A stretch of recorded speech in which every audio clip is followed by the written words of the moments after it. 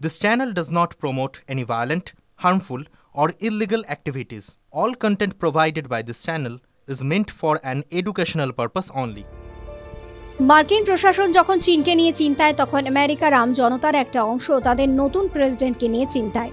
অর্থনীতিবিদরা বলছেন চিন্তার কারণ আছে বইকি। ডোনাল্ড ট্রাম্প চাকরি খাওয়ার মন্ত্রক খুলছেন, যার নাম দেওয়া হয়েছে ডিপার্টমেন্ট অফ গভর্নমেন্ট এফিসিয়েন্সি বা ডজ। এ খবর অনেকেরই জানা, তবে জানেন কি শুধু মার্কিনদেরই নয়, আমার আপনার চাকরিটাও খেয়ে ফেলতে পারেন তিনি।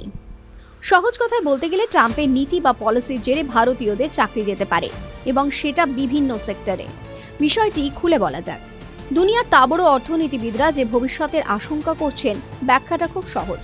পরপর সাজিয়ে নিয়ে দেখলেই সব জলের মতো পরিষ্কার। ভোটের প্রচারে ট্রাম্পের মূল দুটো স্লোগান ছিল আমেরিকা ফার্স্ট আর মেক আমেরিকা গ্রেট অগেন। আমেরিকাকে এবার গ্রেট করে তুলতে ট্রাম্পের নীতি হলো বাইরের জিনিস দেশে ঢুকতে না দেওয়া। সবকিছু আমাদের দেশে তৈরি হবে। বিভিন্ন আমদানির উপর শুল্ক বাড়িয়ে 60% পর্যন্ত নিয়ে যাওয়ার ইঙ্গিত দিয়েছেন তিনি।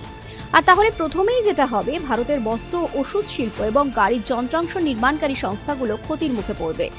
প্রতিযোগী দামে বা কম্পিটিটিভ প্রাইসে তারা আমেরিকার জিনিস রপ্তানি করতে পারবে না। পরিণাম, আমাদের দেশের জব কাট।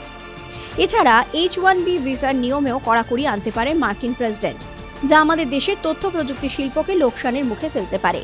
এ পর্যন্ত শুনে আপনারা হয়তো ভাবছেন, আমি বা আমার পরিবারের কেউ এইসব সেক্টরে চাকরি করি না, তাহলে খামোকা ভাবতে যাব কেন? কেন ভাবতে হবে? কিন্তু কেন ভাবতে হবে সেটা এবার জানুন। ট্রাম্প তো কলমের একটা খোঁচায় ইম্পোর্ট ডিউটি বাড়িয়ে দেবেন, কিন্তু মার্কিন মুলুকে সব পণ্য তৈরির কাজটা এত তাড়াতাড়ি হবে না। ফলে আমেরিকায় জিনিসের দাম বাড়বে। আমেরিকার পণ্য যারা আমদানি করে তারাও বসে থাকবে না, তারাও মার্কিন পণ্যের ওপর চড়া শুল্ক বসাবে। তাতে আমেরিকার এক্সপোর্ট সেক্টর মার খাবে। দুনিয়া জুড়ে ট্যারিফ ওয়ার শুরু হয়ে গেলে গ্লোবাল সাপ্লাই চেইনে ধাক্কা নেমে আসবে। তছনছ হতে পারে অর্থনীতির স্বাভাবিক ছন্দ। দেশে দেশে জিনিসের দাম বাড়বে। আমেরিকার জিনিসের দাম বাড়লে মুদ্রাস্ফীতি কমাতে ওর দেশের ফেডারেল ব্যাংক সুদের হার বাড়িয়ে দেবে। বিগ কর্পোরেটের হাত মাথায় নিয়ে ট্রাম্প ক্ষমতায় এসেছেন। বলেছেন গদিতে বসেই তিনি কর্পোরেট ট্যাক্সের ঝালাও ছাড় দেবেন, যার মানে ওয়াশিংটনের কোষাগারে টান পড়বে। মার্কিন সরকার তখন ট্রেজারি বন্ডের মাধ্যমে খোলা বাজার থেকে ধার নেওয়া বাড়াতে বাধ্য হবে। এর ফলে ফের এক দফা সুদ বাড়বে। সুদ বাড়া মানে নতুন লোক নিয়ে আসবে না। বেসরকারি সংস্থাগুলোয় ব্যবসা চালানোর খরচ বেড়ে যাবে।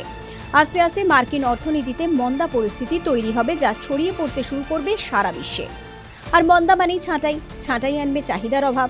চাহিদার অভাব আবার আনবে মন্দা, তৈরি হবে ভয়ঙ্কর চক্র। এবার নিশ্চয়ই বুঝতে পারছেন যে কেন বলা হচ্ছে ট্রাম্পের নীতিতে আমার আপনার চাকরিও যেতে পারে।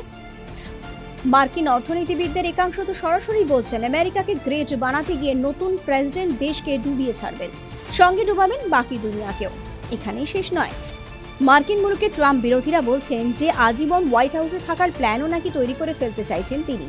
আর সেটা বাস্তবায়িত হলে গণতন্ত্র নিয়ে গর্ব করাটাও ঘুচে যাবে আমেরিকার। TV9 Bangla digital.